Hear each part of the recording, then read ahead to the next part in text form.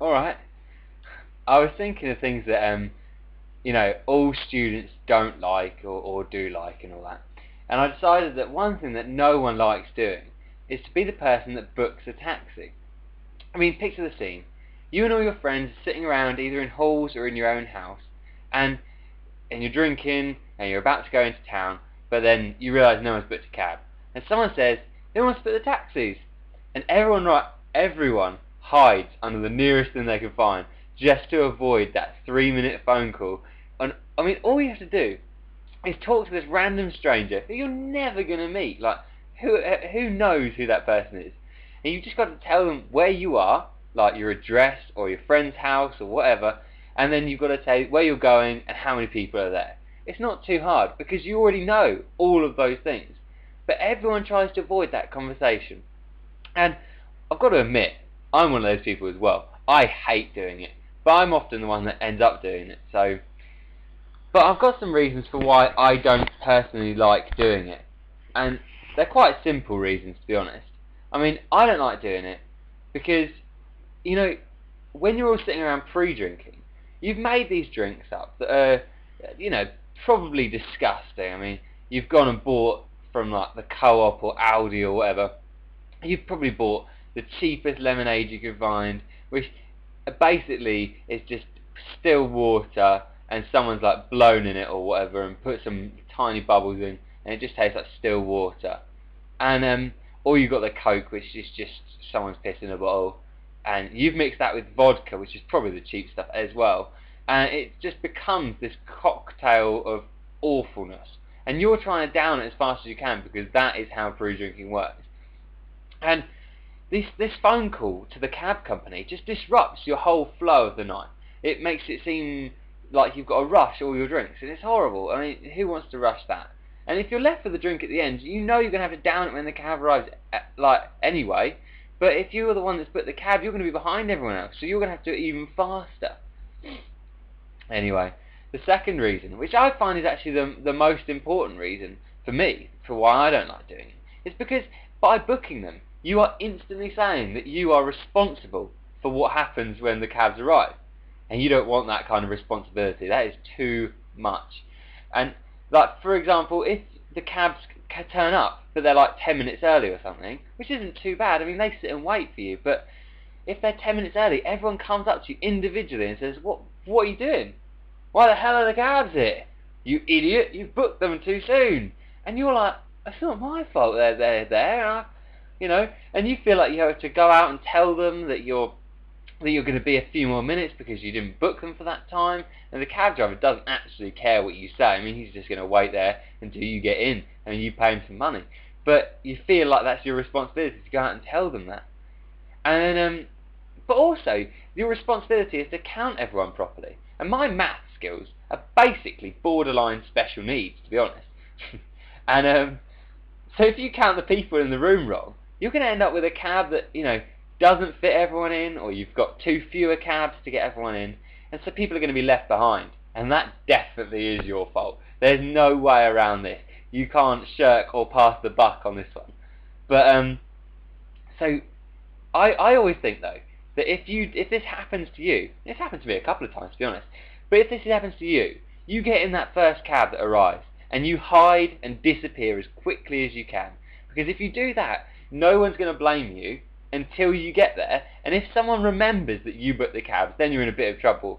But you just hope and pray that everyone's too drunk to, remember that you actually booked them, because then you get away with it. You're like scot-free, easy sailing. You're all right. But then, if they do remember, you'll be in a bit of trouble. But just sort of try and avoid that happening. All right, and the third reason is quite unique. It's unique to girls. And guys that live with girls. I live with 3 girls this year, and this is very obvious reason for not wanting to be the person that books cabs. Girls seem to have a inbuilt sort of response to taxis.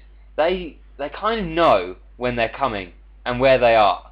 And as soon as they sense a taxi in the immediate area, like on the street or outside the house, they're like, right, this is my prime time to go to my straighteners or, put my makeup on and go to the toilet. It's like, no, just get to the door. Like, what's more important, putting some, like orange powder on your face, or getting in a taxi that, gets you to a party? And the time you save, like, it's just infuriating.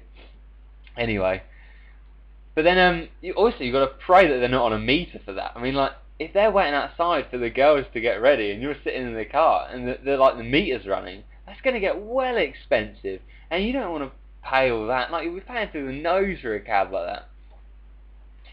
Oh dear. Well, anyway, the next part of getting a taxi is obviously the conversations that you have with the driver. And they're always a little bit awkward. I mean, you've probably seen Peter Kay's stand-up tour, where he says that there are two things that everyone always says to a cab driver when you get in, and they're have you been busy, and what time are you on till? And but I think these are perfectly acceptable questions, as long as you ask them as soon as you get in the car. Because if you ask them 5 minutes in, that's like 5 minutes of horribly awkward silence. Then you've asked these standard questions, and the atmosphere is so bad. It's just going to be like the rest of the journey is going to be silent, and it'll be like, it'll be just so awkward. You just won't have any idea what to do or say to him. But if you ask him straight away, you can use this as a gauge to sort of ice break in to see if he is a nice man, like who you could have a decent conversation with, or a mean taxi driver. A lot of them are mean. That is a certain thing, because it's a sort of a unwritten rule that cab drivers hate students. Now, there's probably many reasons for this. I'm sure a lot of students do terrible things in their taxis.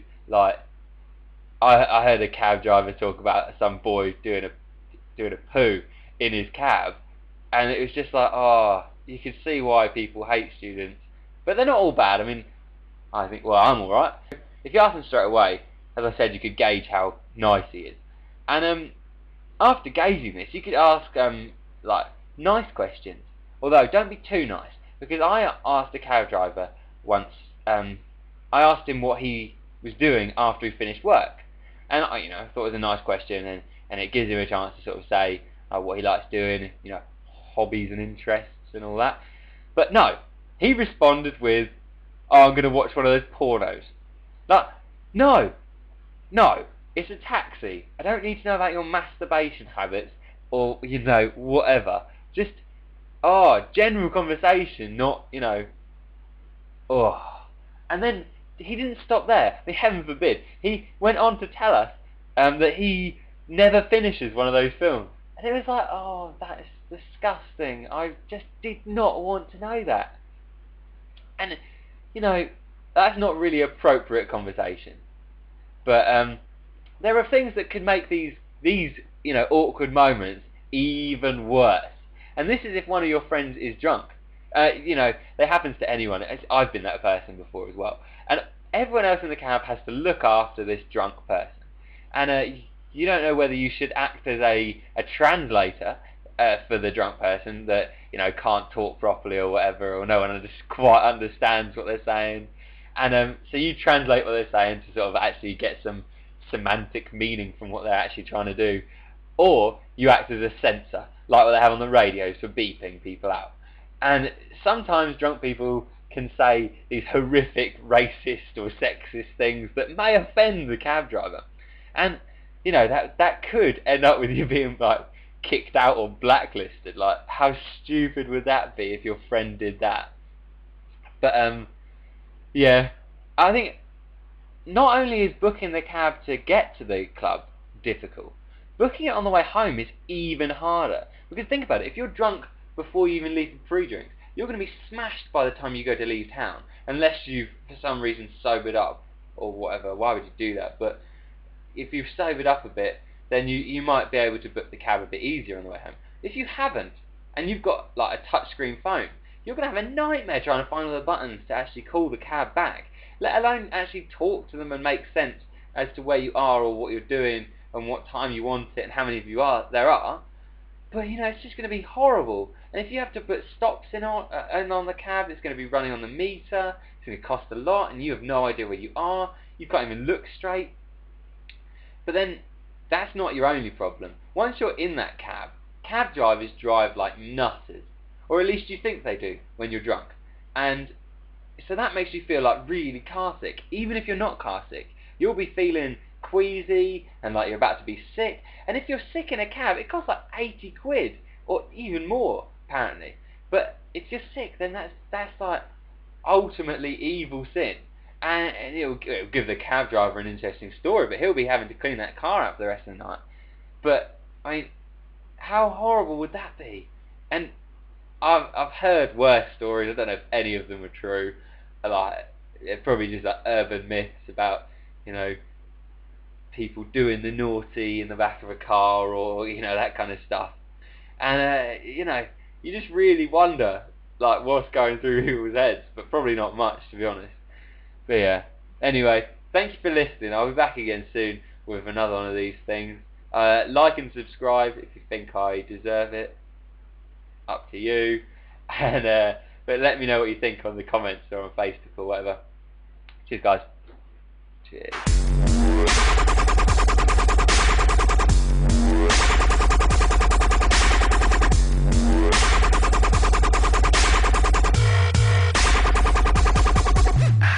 And so you could do that. Don't poo on his floor. Oh, this is all gone wrong. I'll start that bit again. Anything else? Or you put some Coke that just tastes like someone's pissed in the bottle. It tastes minging, right?